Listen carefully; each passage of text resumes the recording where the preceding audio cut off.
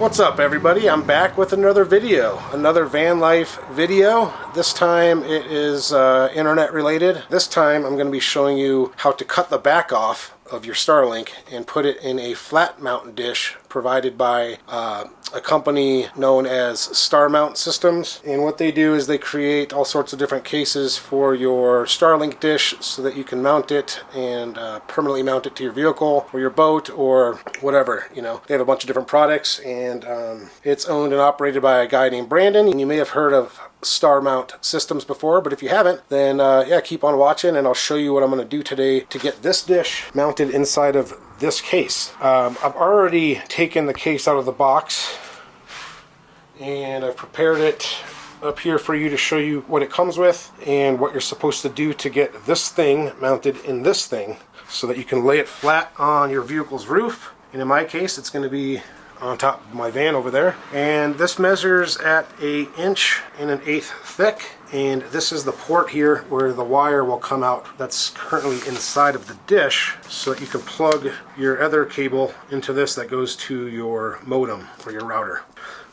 So in order to get that in there, you have to cut off the back of this thing, and Brandon from Starmount Systems gave me a call the other day and sent me a bunch of photos explaining the process of doing so. So I'll be going through those photos and showing you how this is done, and hopefully I do it without any issues and this thing works like it should. Let me set this aside and show you what comes with the case. So it's a CNC'd plastic case here, and it comes with this polycarbonate top, which gets bolted to the top through all those holes you might see there, and it's clear once you take this off, and your dish will be able to access the satellites just as it does now, and you'll never have to remove the dish from your vehicle unless you want to, like unless you want to move it out and get better service somewhere. But this thing will function, or this dish will function just the same inside of this case after you remove the motors and the stand and everything. That stuff's not necessary for it to work, and instead of setting this up every time you get somewhere and you want to connect, it'll be permanently mounted to your vehicle, or semi-permanently mounted to your vehicle, so you can just have access to the internet. And apparently it still works in motion when you're driving around. I asked Brandon that yesterday on our call. He said it didn't briefly for a couple months, but then they enabled it again so that you can actually have high-speed internet while you're driving as well. So I'm excited to test that out, and we're going to get to that later in this video. But for now, let's remove this top. When it came shipped, it came with 6 bolts holding this on and holding all of the supplies in the inside, and I already removed those for the purpose of this video. So this is what it comes with. I got the magnet mount version, so it comes with 4 heavy-duty 3-inch diameter 95 pole magnets, and those go on each corner with a bolt that extends completely through the case so that you can mount it to this. And this is another magnet, and there's 2 more in here. He also includes some zip ties to zip tie your wire to these posts, these mounting spots here. These came automatically already glued down to the case from Starmount systems, so I didn't have to do that. You'll just take these zip ties and feed them through there and connect your wires securely inside. It also comes with all of the hardware to mount the polycarbonate sheet on top. He included a roll of electrical tape, which I'll explain why in a moment, and he included a Sharpie, which I'll also explain why in a moment. And it comes with this piece of paper that says "not trash" on it, so keep this because you're going to need this as a template to cut out this U-shaped area here for the cable to exit and come out of the port here that is on the side. So it's a pretty nice case. Pretty good quality CNC'd case, and it comes with this O-ring already installed here. So once you tighten down the polycarbonate to the top, it'll keep all your moisture and dust and everything out of there and keep your dish safe. So that's basically it for the parts. I'm going to toss this stuff back in here and move on to the next step, which is talking about the tool that you need in order to modify the square dishy over there and get it to fit inside this case. And now we're going to talk about the tool. This is just a basic Dremel tool. I had one of these somewhere in this garage and I can't find it. So, and I've looked for it and looked for it and looked for it. I don't know, I must have lent it to someone. So if you have my Dremel and you're watching this video, you're welcome. Or you can give it back to me. Anyways, I went out and picked up a new Dremel. They're handy to have anyways, and it's going to be the right tool for this job. So you need the Dremel, of course, and then you need this tool, which is, I can tell you real quick. Let me fast forward here. Anyways, look through your book and figure out what you need, but it's going to tell you that it is for cutting through plastic, this bit right here. So you'll want to get your plastic cutting bit, and what you're going to end up doing, or what I think you're going to do, is you're going to plummet this bit like like you plumb a Dremel, a router into a piece of wood. And once you get that hole started, then you'll be able to use your guide, your depth guide, and that's what this is, and you'll be able to get the right depth, which is about 1/8 of an inch thick, to get through this plastic housing. And once you get it going and get your depth set, you can use this so you don't dive too deep and ruin the board inside of the casing, and you'll go through and you'll cut your hole out. So we'll get to that in a minute, but those are the tools you need. That's about it. You might end up needing, like, I'll probably end up using this sanding bit to clean up the cut when I'm done, make it look as good as I can. That's all you'll really need as far as tools. And you'll also need this clear grip Gorilla Glue. This is what he uses to secure and to prevent any water or dirt getting in the hole for the plug, and we'll go over that later. So for now, what I'm going to do is shut this camera off, and I'm going to get some things prepared, and we're going to start working on cutting this thing out. Okay, so I have the dish here, and I have a couple things here. So the reason why Brandon includes this roll of electrical tape and this pen is demonstrated in a video he sent me, where basically this is the height of your cut when this pen is on top of it. So for example, this pen is going to get mounted on top of this, and you're going to use this as a guide to draw your line around the dish. I'll show you that in a moment. But the reason why I have some painter's tape here is I want to first test this out on some tape before I make my final line that I'm going to be cutting through. So what I'm going to do is take a piece of tape like so, and I'm going to run it down the edge like this, and I'll take another piece and double it up here and run it a little bit taller. I know it's about 1 inch from the bottom that you're going to want to cut, about 1 inch up. So I've figured that out from other videos I've seen before this Starmount, flat mount case was available. So now that I have that there, I'm going to let's take a quick look at the video he sent me. Let's take a look at the video here. You can see he's using the tape to help draw his line. Not the best video, but that's what this video is for, that I'm creating right now for you. So let's see.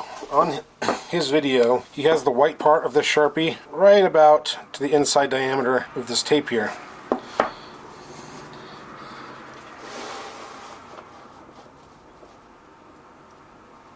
So I'm just going to kind of follow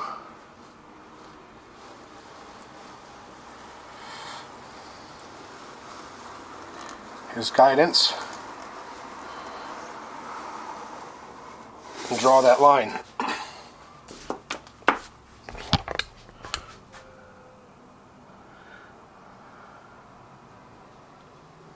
And there we have it. So that's what you're supposed to do. It looks like I just rewatched his video, and it looks pretty good what I just did there. So what I'm going to do on this side is add some more tape. And I've decided I'm going to leave the tape on here, and I'm going to cut through it, because I know with woodworking and sheet metal techniques, having painter's tape through your cut helps with wood, it helps splintering, and with painted sheet metal it helps with paint chipping. So I figured, why not just see how it can help with the plastic and just leave it on here. So what we're going to do here is do the same exact thing we just did on that side, and start over here and run this right down the edge here.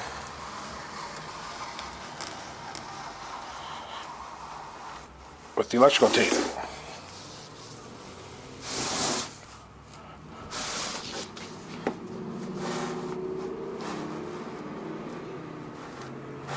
I'm not quite sure how he did the other sides. But what we're going to do real quick is we're going to measure here, kind of see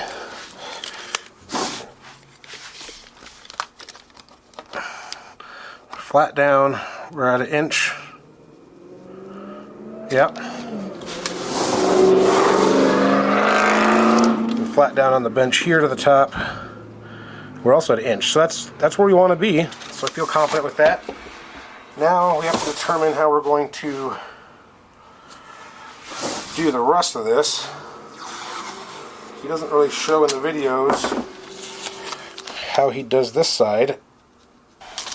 So that's why we're taping it, so that if I make a mistake I can pull the tape off and we can do it again. But before I even start drawing, let's take a look at one of Brandon's photos. If you can see here, it looks like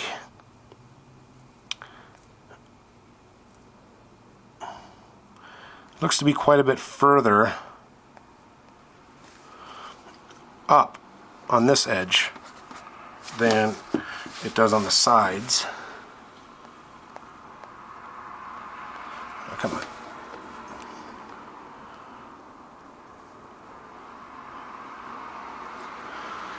So I think we're just going to have to kind of wing it. Let's see what he does. Let's see what happens if I try to trace this the same way. See? That's just I think that's just the height. Yeah, I don't know about that. So I think what I'm going to do here, folks, is I don't know. Alright, so I was a little curious about where the line should be on the other sides, because the tape doesn't really, I mean it does, but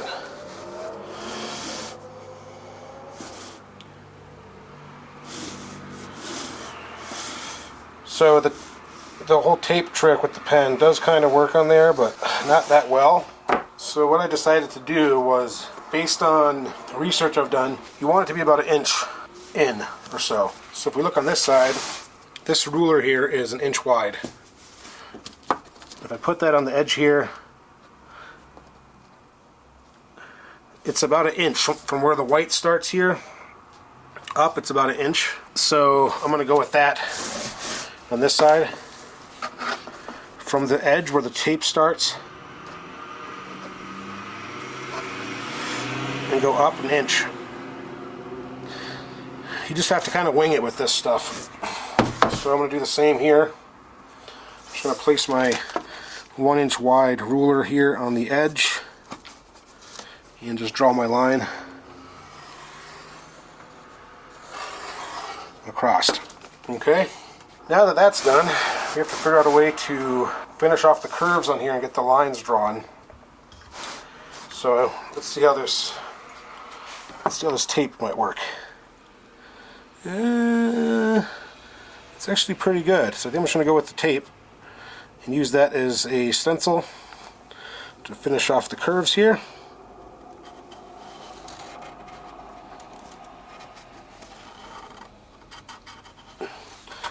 Not perfect, but that will do. And just hope I have a steady hand when I'm cutting this out. Oh, that works better. Because of the shape of the case here, if you just wobble this back and forth from one side to the other as you're drawing your line, you get a nice clean line like that. So what I can do on this side is add some tape and redraw my line so that when I'm cutting, I don't run into any problems going off my line.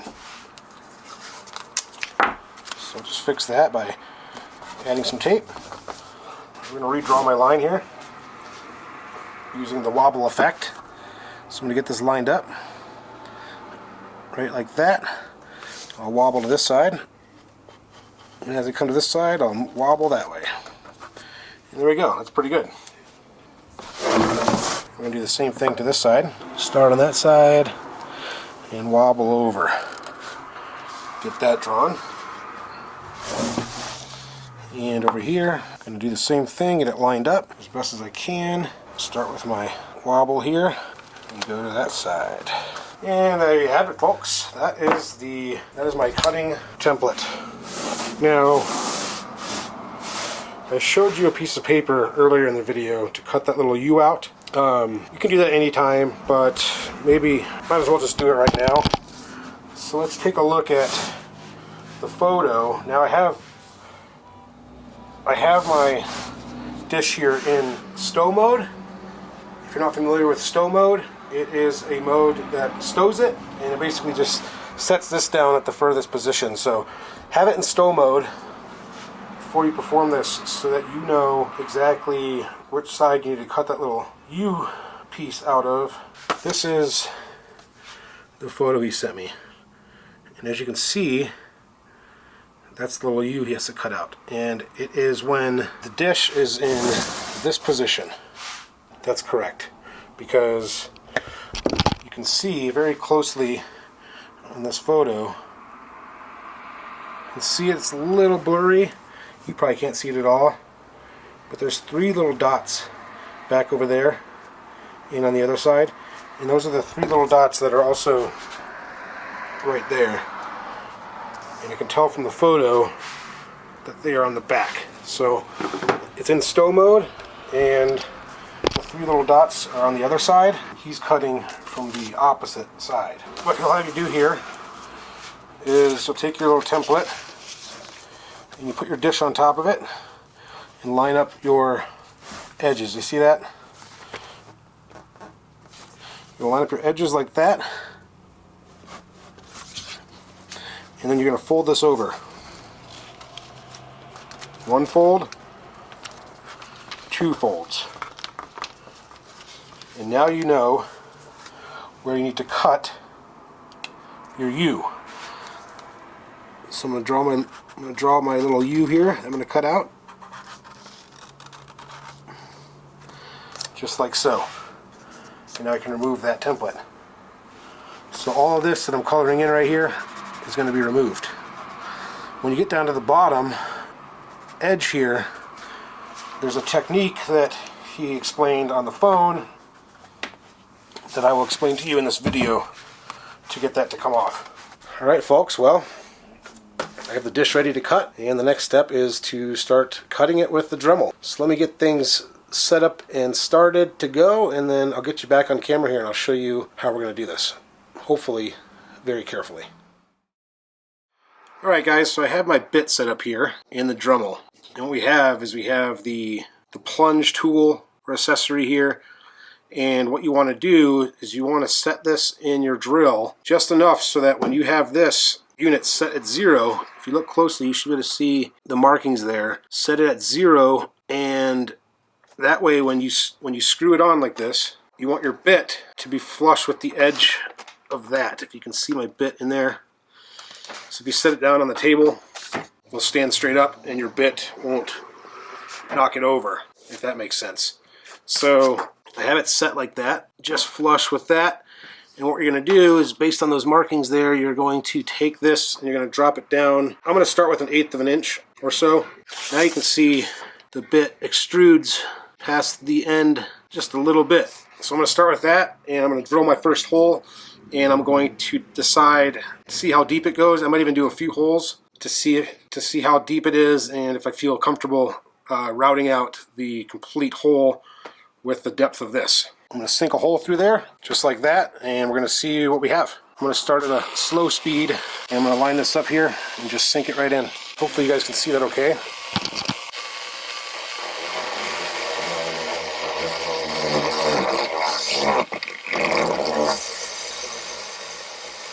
Okay. Well, I made my way through. The casing. Let's shut this off and put it back in the hole. I'm going to turn it back on.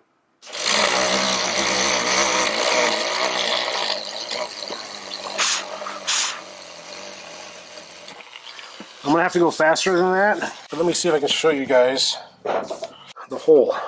There's my hole. I can tell it's going through the casing, and I think it's going through just enough where I won't damage the board at all. Before I cut through the entire case, I want to do another test fit hole, or another test hole on this side to make sure my line is high up enough where I'm not going to damage the board. I'm just going to turn it on and cut a hole in it.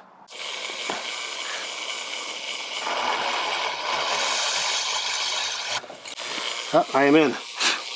So turning back now. You can see that hole there as well.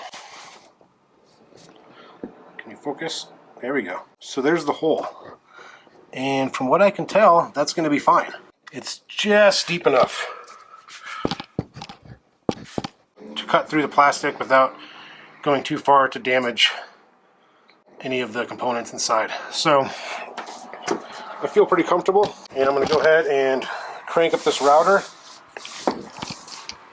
Crank up this Dremel and continue with my cuts. I'm going to cut all the way around this thing. I think I'll start on this side I just finished off on and get her done.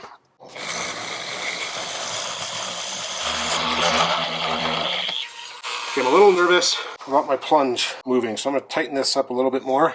I don't want it to move. I don't think it's going to go anywhere, but that makes me nervous. So I'm going to go really slow and see what we can do here. I have a little line started. Tiny little line started. And I'm going to do that all the way around the edge. So let's do it.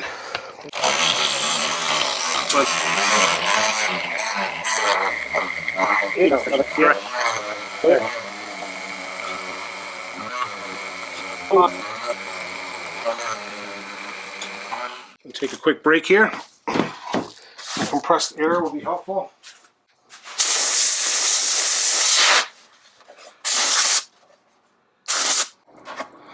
It's making its way through.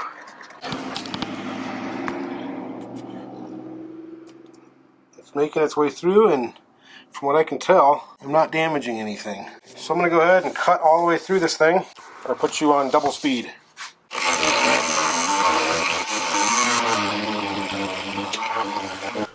Alright guys, it's been about 10-15 minutes here, and I'm about halfway done. I made my way all the way around, and so far so good. Once I finish getting this done here, I will get you guys back on the camera and show you what it looks like inside and how to take this thing off and move on to the next step. I did it! There it is. The cut has been made all the way around the unit. I haven't taken the back off yet, but it's going to come off.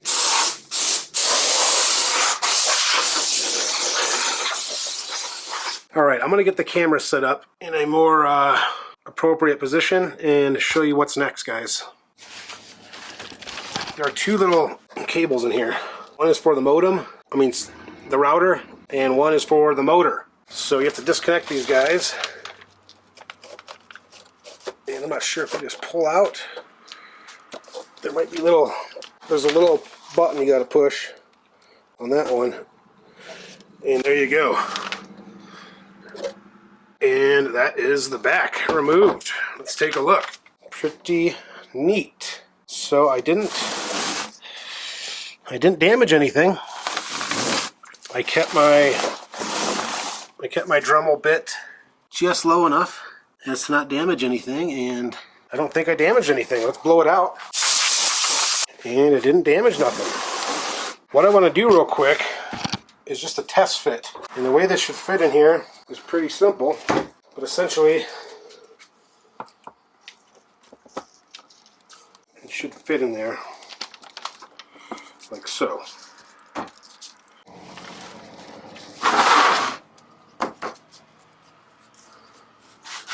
So what I'm going to do next is I'm going to pull off all this tape, and I'm going to get another setup on my Dremel to clean up these edges. Actually, do you guys remember earlier I talked about this little notch that we used that paper template for to make that little U shape. I have to cut that out. The way that Brandon explained it to me was you want to cut down on the sides all the way through, but then when you get down to this lower piece here where I drew those two lines, you don't want to cut all the way through. You want to be very careful and only go through halfway or so and then bend it off, because otherwise you're going to hit the board underneath there, and you don't want that to happen. So I'm going to go ahead and cut the sides and cut my little halfway mark through, and then we'll show you guys what we're going to do after that. Okay, that made its way through without hitting the board. We got to do this other side. Alright, we got the two sides cut. So what I want to do is even lower this more, so I don't risk cutting too deep at all and damaging the board.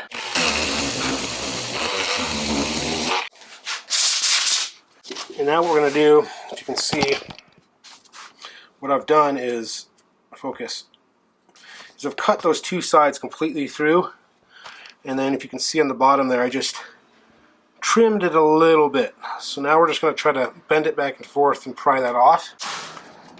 Oh, didn't even have to, it just snapped right off. And because it's really close to the board right there. So what I have is I have the little sanding disc that I talked about earlier. Why aren't you focusing? That little disc. And the Dremel kit actually comes with this tool, which is designed for like a guide for grinding. So the way that's supposed to work, okay, there we go. So what we have is this little guy, go through this little guy in the Dremel tool. So now you have this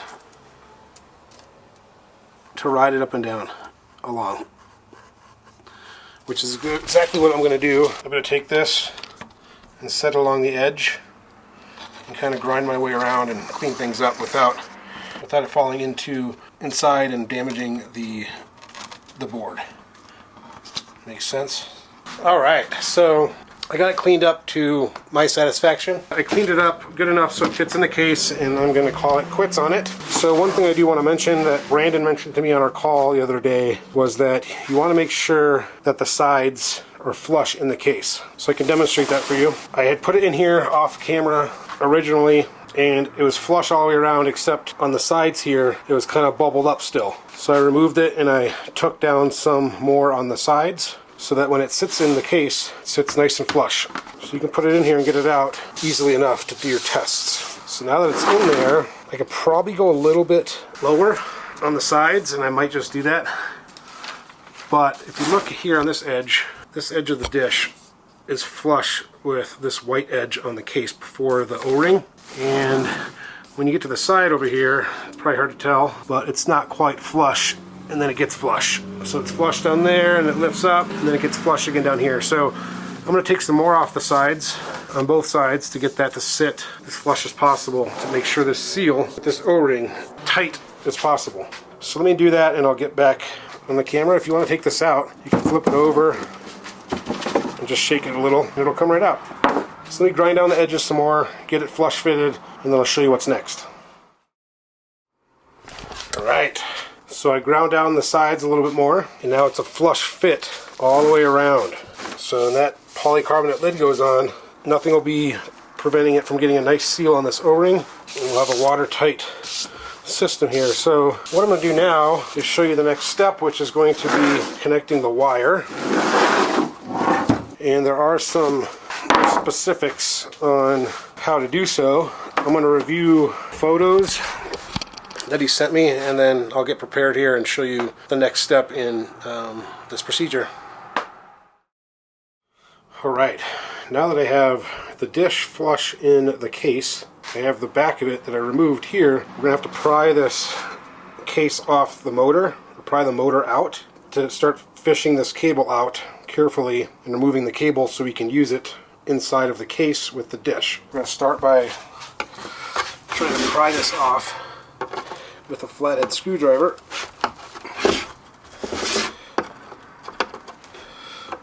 Oh, okay, so it's like plastic welded on there or something.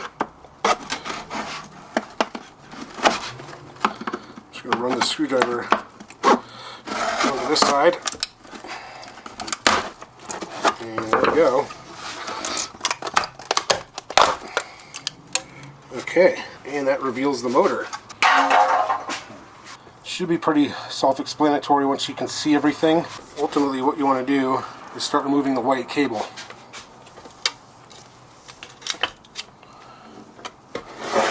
And to get the cable to slide through here, you have to remove all of this stuff on the cable, these clips. And this is apparently a noise reducer, and you don't really need noise reduction on this. We're going to remove that too. I'm going to start by carefully cutting these clips off with some wire cutters, and then try not to cut the cable. There we go. There's one clip removed, and we'll do the same for this one.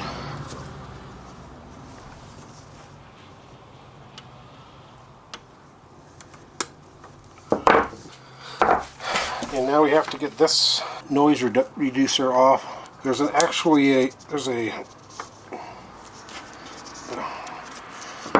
outer case. Oh, so the whole thing came off. And you don't need to save this for later. Now that that's off, the cable will be able to pass through this side. But in order to get the cable out of this side of the pole, what you have to do is press in this big snapping mechanism and try to get a screwdriver inside of the smaller one, like so. You see that? And it'll push out. And now we should be able to carefully feed the cable through. And this is now garbage.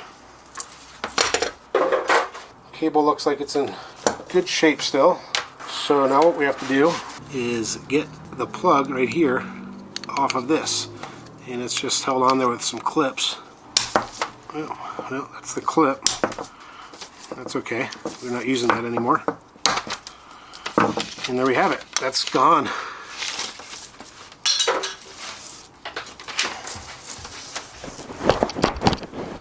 And folks, now we just have the cable here. This is the end that plugs into the dish, and this is the end that leaves the dish, focus, that you will plug your router into. Cool. Something on the lens? Yes, there is. So guys, essentially what's going to happen is this end is going to go out of this side of the case. So I have it in there. I was worried about how well it would sit in there, but it's pretty snug. So that's the other side. Yeah, I don't know why my camera just won't focus today. So that's the side it's coming out of, and it goes right in there. And then you're going to run this line all the way to the back. If you look at the cable closely, specifically the plug side, you'll see one side has this little square indent right there, and the other side does not. Now Brandon was very specific that that square indented side go face down inside the dish. So like this. He said that's very important. So make sure you do that, and then you're going to grab some zip ties, and you're going to start making your way towards the back. Those slide right through the mounting brackets, like so. And I'm just gonna, I've never seen a zip tie like that. I don't hear it ratcheting.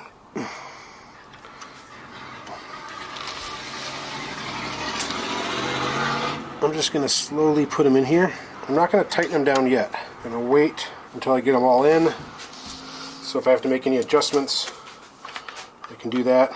So just like so, just keep running these through. Yeah, these are strange zip ties. I don't hear any ratcheting, clicking. They're holding though. And then finally, the last two here, and you're golden.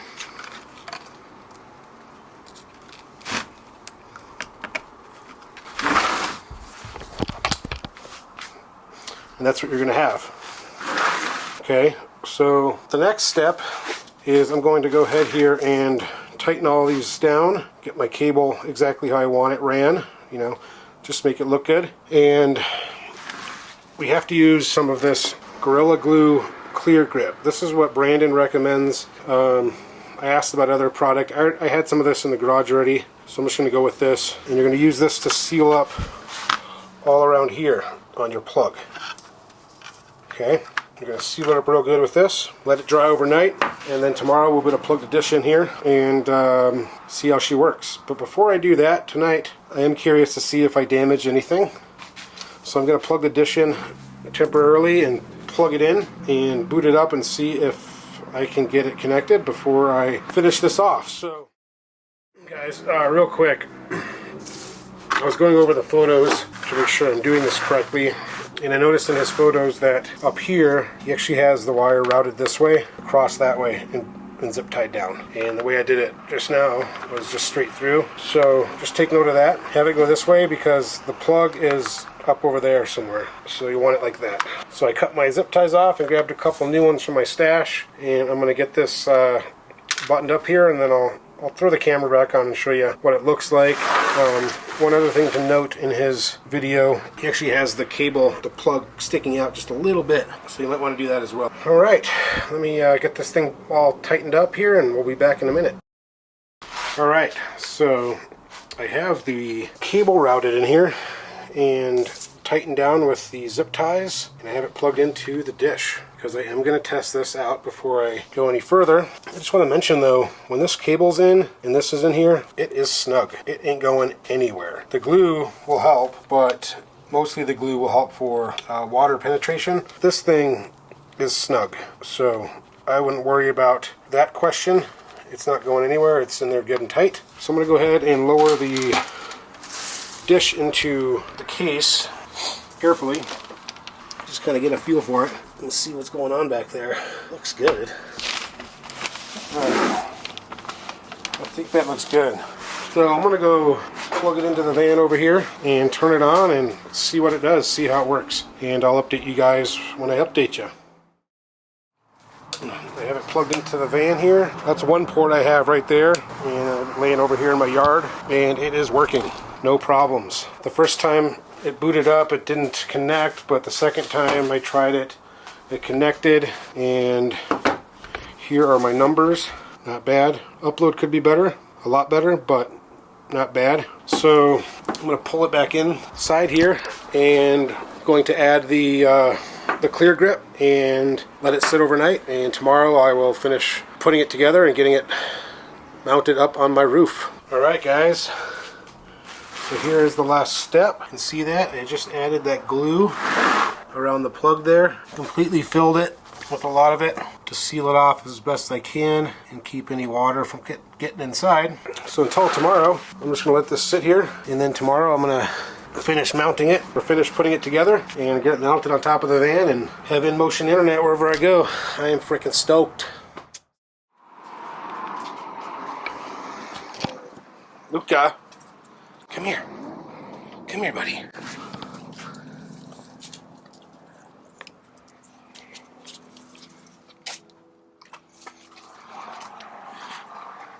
Alright, I'm back. It is the next day, and I got up to do some fishing this morning for walleye and had zero luck. So I'm back in the garage here with my buddy Luca. Right, Luca? Luca's going to help me today. And if I remember correctly, last night I left this video with what I have here.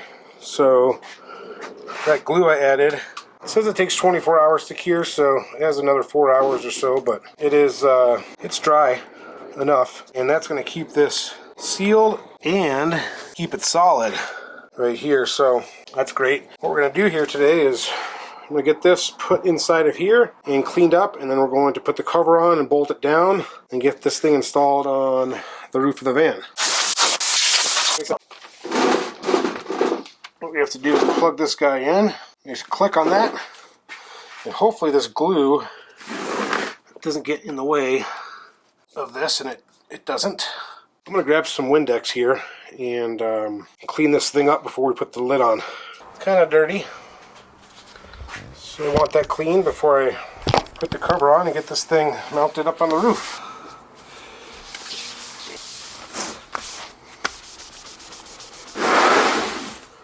here we go. This is the...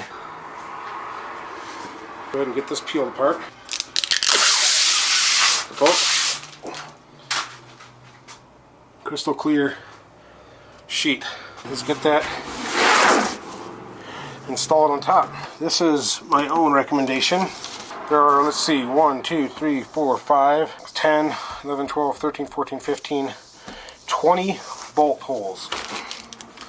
And in this particular model, with the magnets on the four corners, there are 4 long ones like this, and there are 4 short ones like this. If you can see that or not. Short ones and long ones. I'm not getting any focus on any of this stuff today.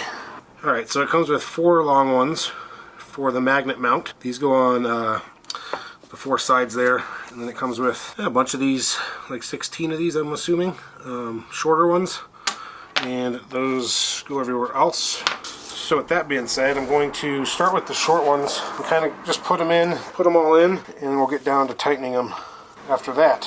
Go find the right size. These are Allen heads, and we're just going to go ahead and screw them in. I'm going to screw them in, just going to finger tighten them, and when I get them all in, I'll come back and tighten them for real, in like a zigzag pattern. I asked Brandon, yeah, about torque specs. He said, you know, just tighten them down, but not too much because you don't want to break any of the plastic here. So I'm going to go ahead and get these in, and then I'll show you guys what it looks like once I'm done here. He's good. Yeah, you too. Sorry. Okay, mailman. So I'm gonna go ahead and get all these screws in here, and I'll get the camera back on once I get them in there. All right, excuse me. So I've got all the bolts in except the 4 corners all the way around. Some are in further than others, and I'm gonna go through here and tighten them up with my mini impact here on very low setting.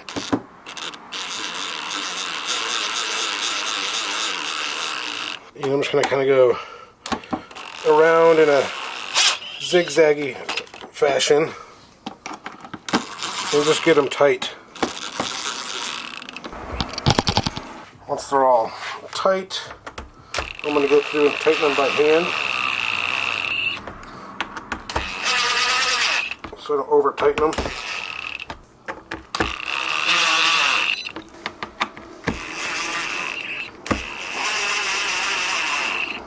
And get a nice seal on this O-ring. I can see the O-ring compressing as I tighten this lid on too, which is what you want. So I'll start here, and yeah, I'm going to do it by hand just until it feels snug. And I'm going to go kind of kitty corner.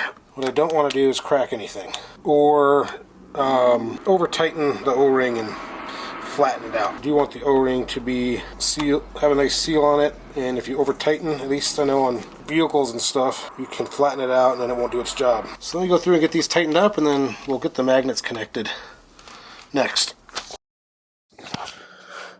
Alright, I have them all tightened down. I'm probably going to have to tighten them more once I get these corners on. They're going to create some play, I believe. But this is the magnet, and that's going to go there. This gets threaded through a corner, and then you have a Starlock nut washer and a nut that goes underneath the bottom here. So I'm going to go ahead and do this side.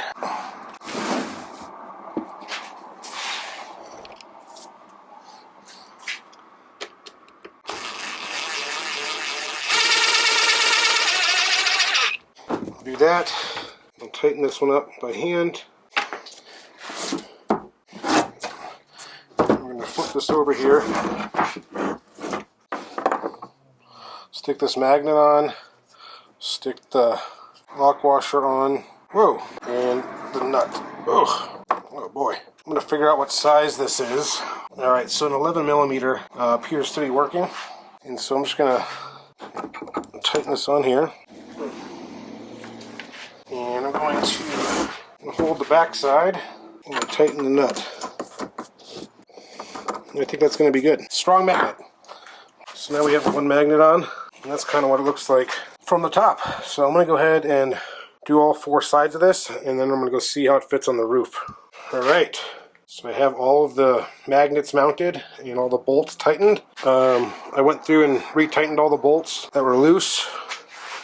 Now, this is probably fine, and you probably can't tell from the camera, but on the side here, there's a slight wavy pattern between the bolts on the long side. It just won't compress down, but I think it's fine. I will find out from Brandon once he responds, but on the short sides, it's still a little wavy too. On this side, it's a little wavy, and on this side, it's a little wavy.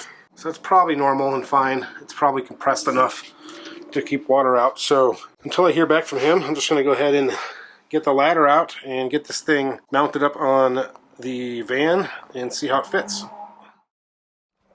Okay, so one thing I wanted to mention here that I'd forgotten to mention was these magnets here. The outer metal piece is slightly taller than the magnet itself, and I don't really want this resting on the roof of my van and wearing away at the paint. I've gone ahead and grabbed some of the electrical tape he included in the package, and I went through and I wrapped it around the edge and then folded it over. That should create enough of a protection along that metal edge to keep the magnet and the metal from sitting directly on the roof, and hopefully it still creates a strong enough bond.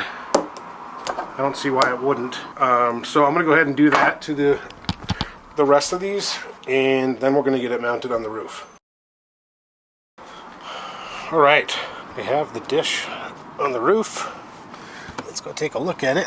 There it is. So I was going to put it on that side, but there's not enough room with the port for the cable going in to the roof, so I pulled the cable out further and extended it over to this side, passenger side, and I was able to mount it here. And it's magnetized pretty good. I don't think it's going to go anywhere, but I'll keep an eye on it, and if I have to, figure out a way to mount it. I can't imagine it's going to go anywhere. So it's plugged in and it's working. Right now I have it plugged in through my external cable here that runs to a jack on the side of my van. This one runs into the roof, and the reason I'm doing that, let me explain, is because I want the ability to remove the dish from the roof and use a extra cable I have to move the dish into good coverage if I have to. So the way I'm going to do that is by using, so this jack is how I originally was running my Starlink. I'd pull the Starlink out, plug it into this jack, which connects to the router on the inside, and that would be it. But now that I have it mounted, I'm going to use this splitter and run 2 lines into the router. That way, if I want to pull the dish out and use it, like I just said, outside, off of the roof and into better coverage, then I have a 130-foot cable to do that with. And from my understanding, I should be able to use this splitter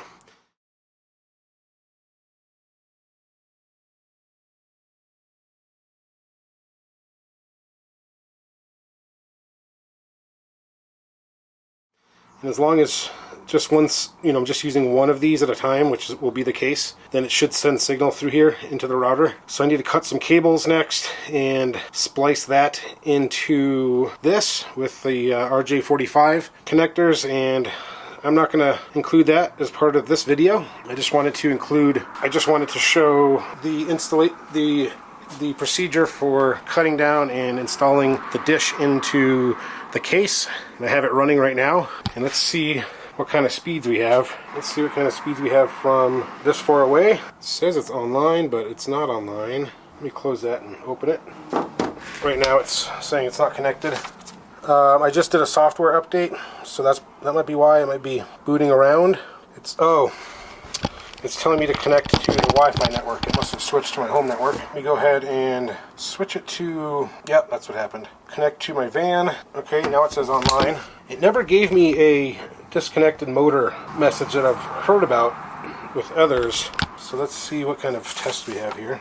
I'm happy with 30 download. The upload was super slow this last test, so let's see what the upload is. At one point it was like 10, but it's been lower. Not the best upload, but hopefully that'll change and when I'm out of the city and doing what I do. So that's all I have. I hope this demonstration was helpful, and if you decide to get a Starmount case from Brandon, let him know this video sent you to him. Thanks so much, and good luck with everything.